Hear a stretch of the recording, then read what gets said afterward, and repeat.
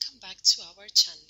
This is another episode of our series Top 10 Trivia for Classic Movies. For this episode, we're going to review a movie from the modern cinema, and we're going to have more movies from the modern cinema in the future. Our film for this episode is Man of Steel of 2013, starring Henry Cavill, Amy Adams, and Michael Shannon.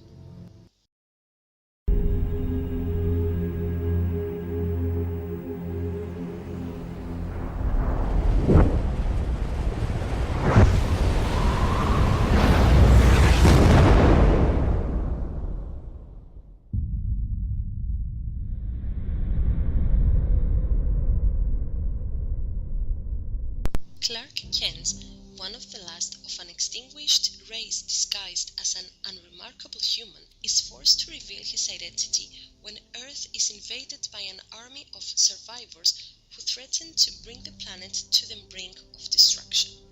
The film was released in June of 2013, on the 75th anniversary of Superman. Man of Steel was the title of the cancelled sequel to Superman Returns of 2006. When Clark is first learning to fly, he is only able to make a few gigantic bounds. In the first few Superman comics in 1938 and 1939, he was not able to fly, but could only leap 1/8 of a mile like a high-powered kangaroo. The first cartoons and movies decided that this looked undignified and made him fly, which looks more majestic, even though physics give no logical reason for him to have this ability. According to David S. Goyer, the story's major theme is first contact. We approached Superman as if it weren't a comic book movie, as if it was real. He's an alien. If the world found out he existed, it would be the biggest thing that ever happened to human history. Just his existence will change the face of the earth forever.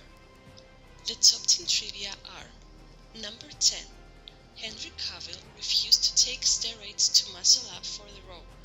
He also refused any digital touch-ups or enhancement to his body in his shirtless scenes. He said it would have been dishonest of him to use trickery while playing Superman, and he wanted to push his body to the limits to develop his physique into one that was worthy of the character. Henry Cavill said that the most difficult part of making the movie was definitely his two shirtless scenes. He had been training for months prior to filming, but for his shirtless scenes he went on an extremely difficult diet and training. Cavill returned to a more manageable routine after the scenes were shot, but felt his effort was rewarded when audiences and critics alike praised his physique for the true embodiment of what Superman would look like.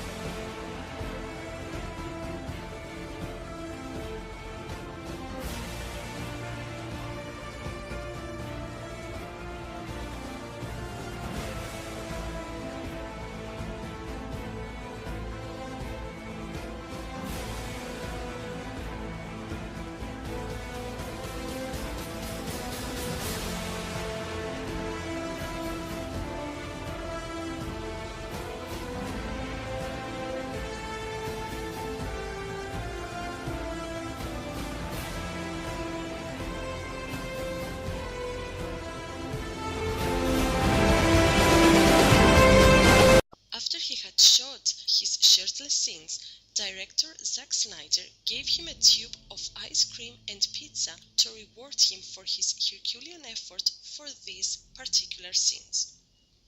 Number 9. The idea that Superman's S-shield means hope is taken from Mark Waid's Superman Birthright comic. The S-shield is the Kryptonian symbol for hope, and Superman of 1978 created the concept of the shield being a Kryptonian herald for the House of L. Number 8. Ben Affleck turned down directing the film because he wasn't experienced in visual effects shots. A lesson I've learned is to not look at movies based on budget, how much they'll spend on effects, or where they will shoot. Story is what's important. He appeared as Batman in Batman vs Superman Dawn of Justice of 2016, which was directed by Zack Snyder. Number 7.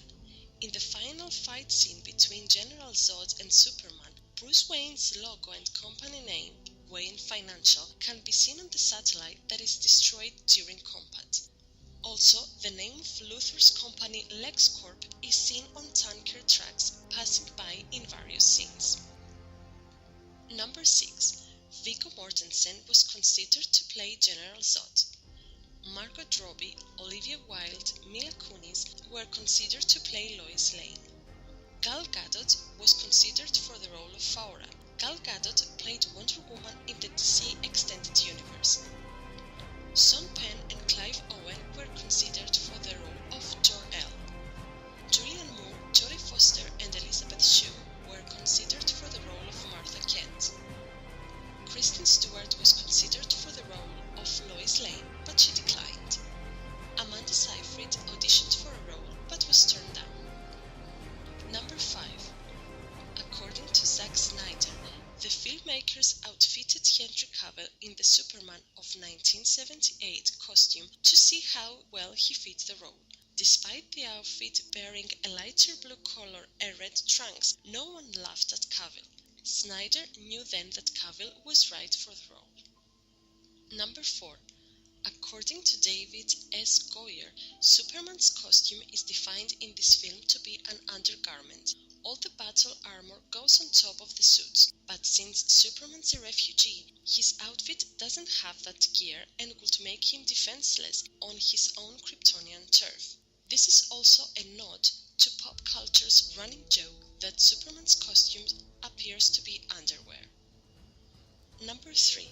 This is Amy Adams' third time auditioning for Lois Lane. She first read for Lois Lane in Brett Ratner's abandoned film, then for Superman Returns of 2006. Adams has stated that it became ridiculous, and this time she had to play Lois and put her stamp on it. Number 2.